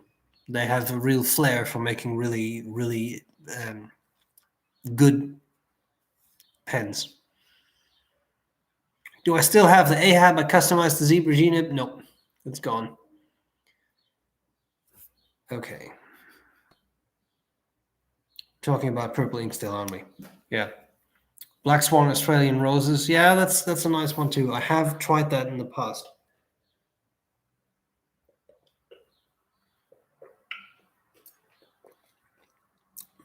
Some Italian nibs are very good. Yeah, I agree. If they are good, then they are very good. I've had a lot of fun with Stipula nibs. Some are superb. So that, I mean, I'm not saying that Italian nibs are bad, but they can be. If they're good, they're really good. And I have used some Visconti Palladium nibs that were out of this world. They were insane, like fantastic. I've also used some that were not. So it depends. This is the kind of thing that's really nice if you can go to a fountain pen store and actually try out those nibs before you get them, but not everyone can, right? Delta, yeah, the Dolce Vita, for example, that's true. That was a very good, very pleasant writer too. Well, I'll be trying out the new piston filling system of the Leonardo, the new Momento Zeros. I haven't quite understood how it has changed. Yeah, I haven't either. The Grande did have a great in my mind, already quite a nice piston filler with a large capacity. Let me contact Salvatore, see what I can do, because that new turquoise one they had, oh my God, that was a stunning color. I really enjoyed that. Why are so many corona patients in the Netherlands for such a good healthcare system? No idea. People don't social distance. It is a small country, right? A lot of people in it. So I wonder if it has something to do with people not being able to socially distance, really. But I don't know about that, much beyond that. SBREBROWN ink with Ackerman bottle coming back. Yes, but not the big one. Not the Dutch Masters bottle. I did really like that, but not that will not come back.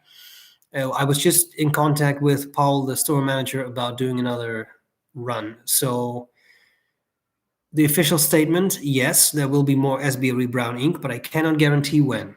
Diamine is a small company. Diamine makes my ink. I don't know if they're open. I don't know if they're producing ink. And there's also the availability of Ackerman. They need to have the bottles in stock, which they do not always have, right? Because that's a demand as well. We need to have labels, and I don't know if I can have the labels printed right now.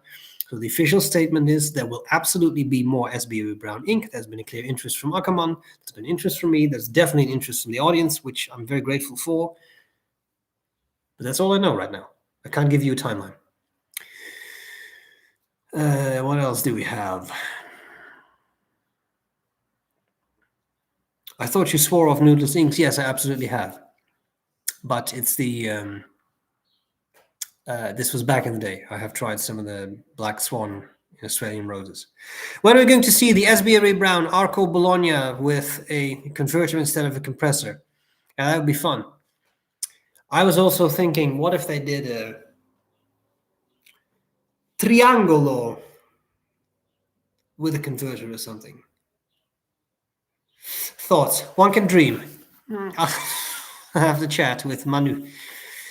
Let's see. Because I think an actual Bologna that is not as big as the massive Bologna Extra with a converter would be interesting, wouldn't it?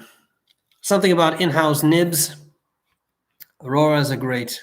The feel isn't my favorite. Yeah, it's a feedback, right? Yeah.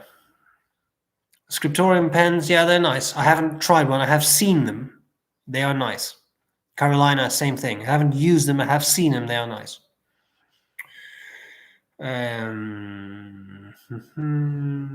Let's see what else do we have.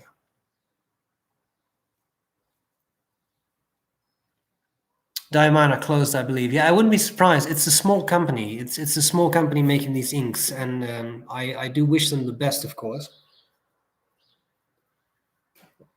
Bear in mind that if Diamine permanently closes, not only would that be a giant blow to the ink business because they make a lot of inks and people like their inks, that would also be the end of my ink because that's it, right? They have the recipe. So, am I in contact with Conit? No, I'm not. Santini nibs are fantastic. Yes, they are. Yes, they are nice nibs. I have tried them. I do really like them. Have I used Ackerman 00, the Delft Blau? Yes, it's a nice ink. Yes. What's the story behind not using Noodlers? They destroyed some of my pens, so that was a fairly good reason for me not to use Noodlers anymore. What else do we have? Well, wouldn't it be nice, a Triangolo, but preferably one that is not $2,000, and that is... I do like their compressor system, but maybe a bit smaller. I want to see a Triangolo. I want to hold one in my hands. I want to see how it feels and see what it looks like with that number 8 nib. Yeah, because it is cool. There's a lot going for the 360 model. I am partial to the 360 model. I'm not sure if I want to spend $2,000 on this 360, basically. Which is the one ink color shade that you would like to bring back, which is now discontinued? Well, as I mentioned before, I think Montblanc discontinued the corn poppy red, which I think is a shame because I really think that was a very attractive red.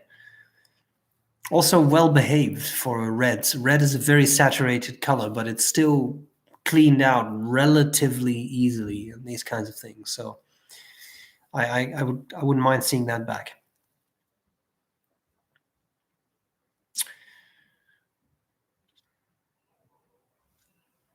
Oh, that's interesting. Yes. How about Review Palooza, where basically we pick a pen and everyone reviews it and then we compare the reviews? Yeah, that'd be interesting. It'll be interesting to see what everybody comes up with. People have different opinions, which makes this interesting, right? And this is a discussion I have a lot with people when I review a pen and I say, no, but you're wrong because I love it. Yeah, that's kind of the point, right? Like that you have different opinions. That's kind of the fun and like being alive, for example. What's your favorite Chinese pen? I don't know if I have a favorite Chinese pen, but there was one called,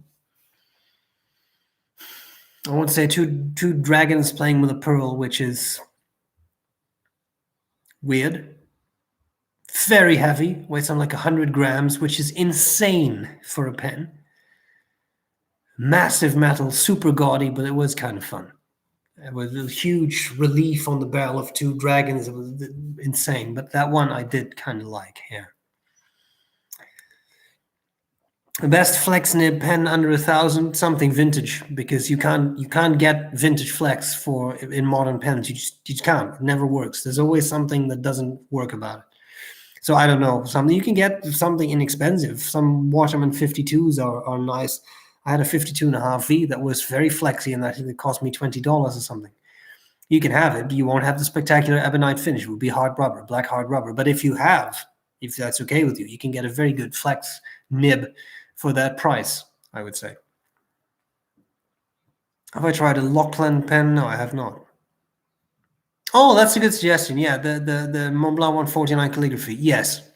I will say, of all the modern vintage incarnations I've seen that modern incarnations of vintage I have seen, that one was absolutely among the best ones, I would say. In actual flex, in how it kept up with writing, etc. So that's a nice that's a good suggestion. Thank you. Yeah. Yeah. On the list for the Triangolo. Mm-hmm. Yeah, I keep trying to not be on the list. So far, I've succeeded to not be on the list. See how long I can keep it up. I nearly spilled my tea all over myself there.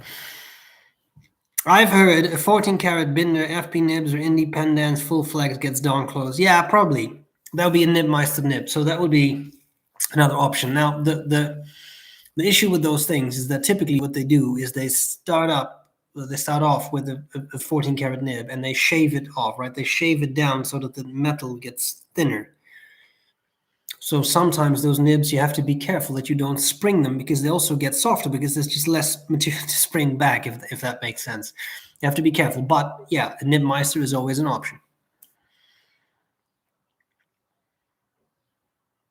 Have you come across any pens that write too wet for your liking? Not really, but that's probably because I really like wet pens. So for me, that's not really an issue. And no, nothing immediately comes to my mind that was really too wet. Sometimes you have issues with I've had it a couple times with Indian pens that they kind of blob ink, or that they even like non-eyedroppers, they keep blobbing ink. Well, that's too wet, but then that's more like a defect than that it is too wet a pen to begin with, right? Okay. Someone in South Korea is making pen with silver nib. Yeah, I think that was mentioned before. I've never tried silver nibs. I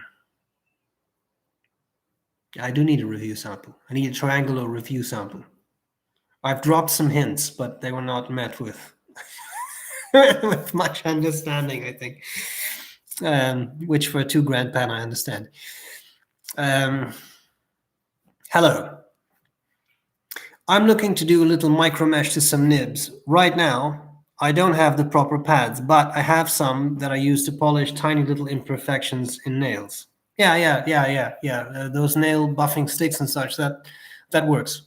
Make sure you use a really fine grit, right? Because otherwise you'll shave off a lot of tipping. The really fine grits works pretty well. I have not tried the triple tail noodler's nib. I have not, but yeah. Yeah, SBREBROWN. Yeah, people keep telling me to also launch other colors. At this point, there is zero interest to do so. The SBREBROWN remains an ink that sells well, and that people keep asking me for. Which is not to say that there will never be um, another color in my ink, but I also have to look at. I mean, it's a costly endeavor to have these inks, right? So it's unlikely that at any point I'm going to have 10 separate inks that are available all the time. First of all, Ackerman also has to sell them, and they do a lot of work. They do the bottling, they put the labels on the bottles, they do the selling, the shipping, all that stuff. And don't underestimate that. Typically what happens is I have 40 liters of ink shipped to them. That's 666 bottles, interesting number, which they bottle. And they do that in addition to all their other work. So if I then add another color to the lineup and another color to the lineup, that work doubles, triples, quadruples, etc. So I don't know if there is much of an interest for Ackerman to actually have other colors. You also have to look at this from very simply a marketing perspective. SBREBROWN works. I don't know if SBRE blue or whatever. I mean, I'm just thinking out loud here, but I don't know if that would work. People like the brown, but that's not to say that they also like blue. So the inks do need to sell because it's not a free endeavor, right? It's expensive to have these inks out. So if no money is made on it, I'm definitely not getting rich from this. But I mean, I do need to get my investment back. And you are talking, make no mistake, like these are four-figure amounts to get 40 liters of ink to them, right? So it's not something I cannot afford to say, oh, you know what, I'm going to make 15 inks and just get them all the ink and they'll figure it out. And maybe one day we'll make that back. It's costly. It's the custom ink that is produced for me. So that's why it is unlikely that there will be other colors in that soon. This was not meant to sound as an angry rant or something. But I'm just trying to explain that it's not a matter of, well, if I want to buy my ink, it costs me $10 and that's it. These are like $1,000 operations every single time that happens. So there is that. Why couldn't Omas make a comeback? I really wish some company would buy Omas and would make a comeback. Well, there is basically that company called SBREBROWN, right, which is owned by the Omas employees, and they have their nib making machine, etc. So that basically happened, except it's not called Omas. What is the brand that costs 2,000? It's Armando Simoni Club. Yeah, sorry.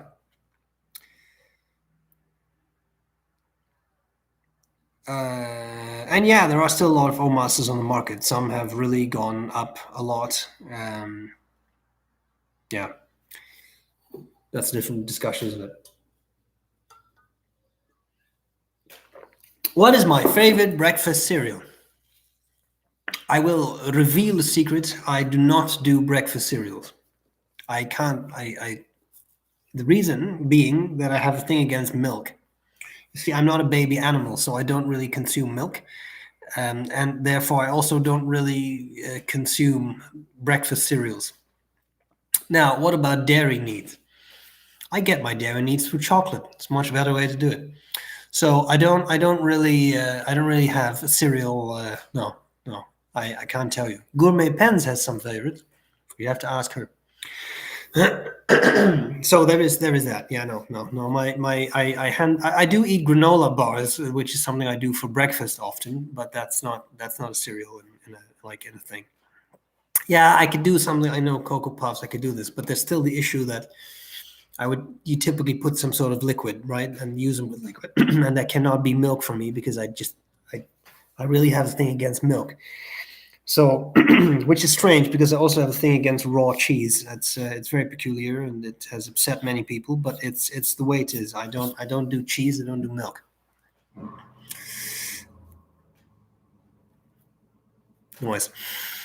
Italian fountain pens at a retailer price less than 150,000 is quite impossible to find. I'm assuming we're talking like 150, not 150,000 for one pen. But sorry, I'm just trying to interpret that question. Yeah, well, what do I think? Well, I mean, companies ask what they want. That doesn't mean the pens are also worth that, right? Which is an issue. Are Italian pens worth it? It really depends on the pen. Like I have seen some Italian pens for 4 figures that I think, yeah, I really like that. I have a Visconti Speakeasy was not cheap, but I have it and I love it. I really love that pen. So for me, yeah, that was worth it. But then there are also Italian pens that I see, but I see a lot of different brands where I think this is not, I would not pay $500 for that, for example, or 2,000. Are there pen shows in India? Yeah, there is a pen show in India. I know of a pen show in India, but I forget where it was. And India is a large country, isn't it? But I know there is one. I was even invited, but I couldn't make that. But that was, so I know it exists. I'm sorry, you have to Google it because I just don't remember. But I don't want to say something that's just random. I know there is. Can I write with a 149 for an extended period of time? Yes, I can. I like a girthier pen, but yeah, that is pushing it a bit in girth. Same thing with the Delta Dolce Vita. There are a number of pens like that are really pushing it, I think. Okay. Should a Stoic have beautiful handwriting? I think that would be part of striving to be the best version of yourself. Probably. Yes.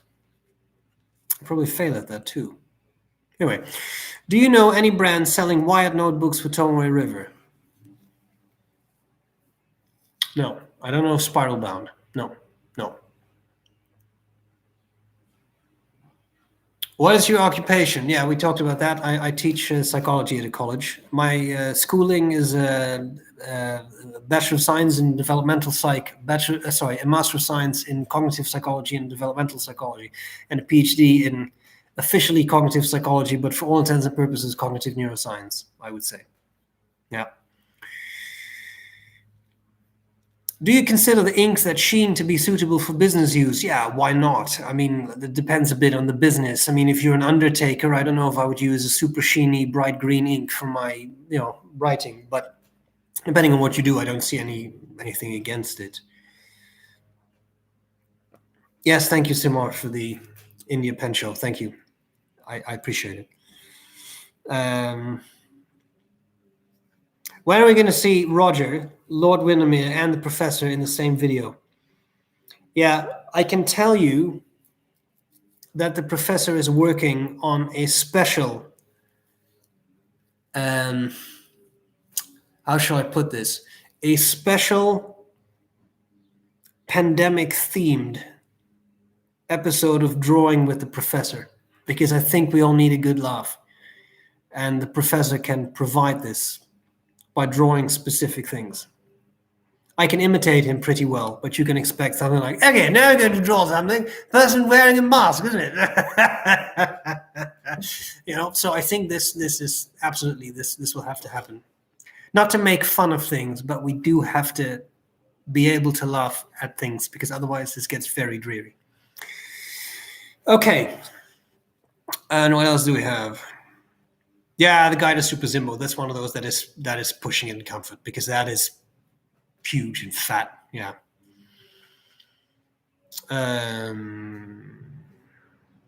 have a Schaefer VFM. I read somewhere you can use Monteverde mini converter, but sand it or cut the top of the plunger. Do you think it can fit? Possibly. I haven't tried that. Is the Namiki number 50, so the Emperor, is that a practical pen or is it a collectible? No, it's a practical pen. I find that oddly, it's a big pen, oddly comfortable. Now I want to ink it up. I should do that.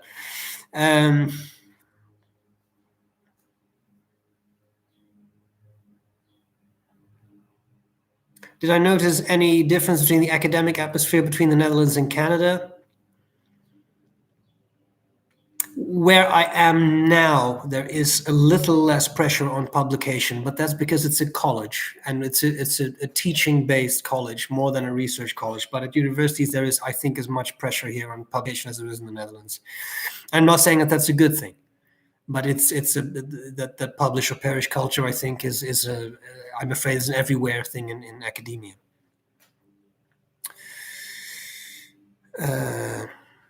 Your ink, lovely color, but can't find it. No, because it's sold out. But as I said, it's going to be back in business. You may not have been here when I said that, but I'm working on another round of it. So, okay, what else do we have?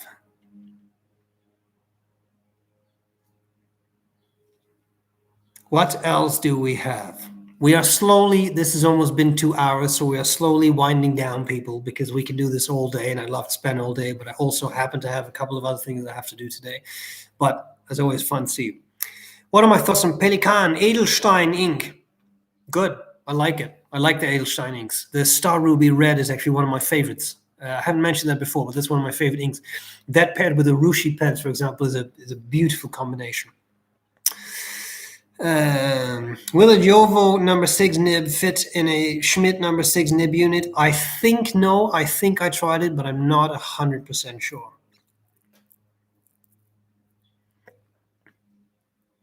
All right. We have about 5 minutes. Any pressing questions? Then put them in now. Schnell!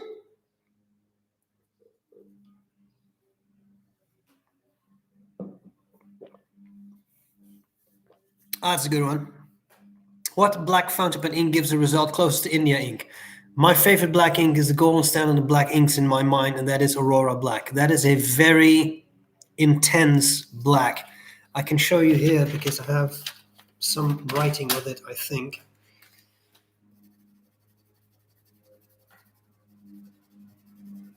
Sorry, that took a second, but that's a Japanese medium, right?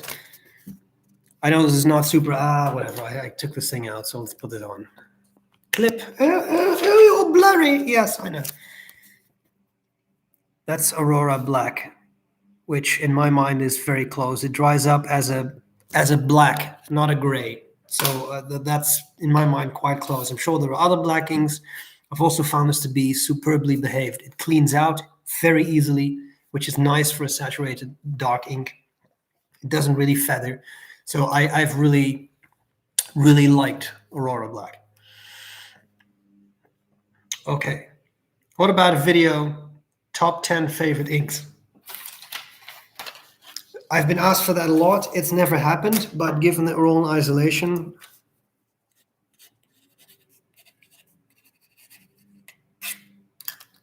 consider it done.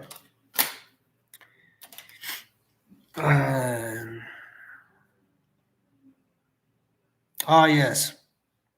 I don't know how to pronounce this. Horchata. No, Spanish, need more Spanish.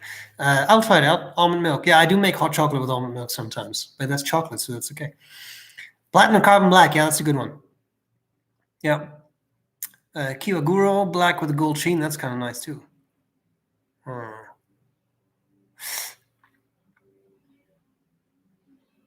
Do I keep a Stoic journal? No, I did do the Ryan Holiday has this thing, daily.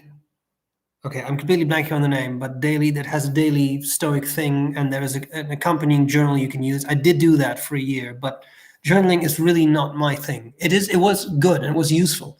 So check that out, Daily Stoic something from Ryan Holiday. It's a nice book with a quote a day, which kind of allows you to think about it. But then also you have the accompanying volume you can actually write in, which is quite nice. Why do I have so much problems with writing with a stub nib? Skip starting, and yeah, it could be the nib, but you also have to hold them in a specific way. And if your angle is just a little off, you're not hitting the sweet spot, and that's when stubs stop working really well. All right, people. It seems like there's not a lot of questions coming in, which I think is great because it's 1 hour, 59 minutes, and at this point in time, 5 seconds. So thank you all for being here. I very much appreciate it. I always enjoy doing these. I felt a little low energy at the start. Nothing was going on, but I really needed some caffeine. So that is that. I am not sure when the next one of these is, but we will see. It's always fun to hang out with each other, and that's pretty much it. So thank you for all your questions, for all your input. I always think it's nice to hang out a bit and chat with people. So there is that. This will be online on YouTube for those of you who have missed it, and that's pretty much it. So thank you all. It was fun seeing you. We shall remain in touch. I hope this was useful, and I'll gladly see you later. Bye. Am I sure? Yeah, I am sure.